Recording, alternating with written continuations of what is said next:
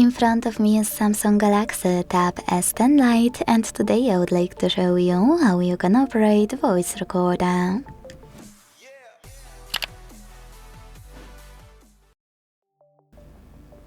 First of all, you need to find Samsung folder and access it to find Recorder app. Click on it. And before doing anything, tap on Allow and Allow while using in all available pop-ups if you never used Recorder before. Then click on Speech to Text at the bottom left corner if you want to use it. Tap on your language and start recording. If you want to use standard recorder, click at the top left corner. Quick thing, you can also tap on those three lines at the top left corner and hit this gear to manage all of those voice recorder settings before recording, however you want to. Either way, wherever you decided to finally start, use red button at the bottom. As you can see, recording is on. To pause it or unpause it, use the same middle button.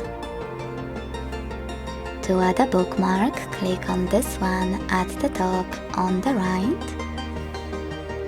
And now my favorite part, if you want to listen to your recording while you are creating it, pause it, swipe it on the track, and click on play button. You don't like some part? Don't worry, you can tap on red button and record over it. Just like that. If you want to end it and save it, click on this square on the right and name it however you want to. Then hit save. As you can see, my recording is here. To play it, click on it. Now to manage it, use all of those options at the bottom. Like for example, if you want to listen to it in a 2 times speed, just adjust it here and play it. As you can see, just like that. If you want to skip silences, click on this icon here. And also choose repeat option wherever you want to.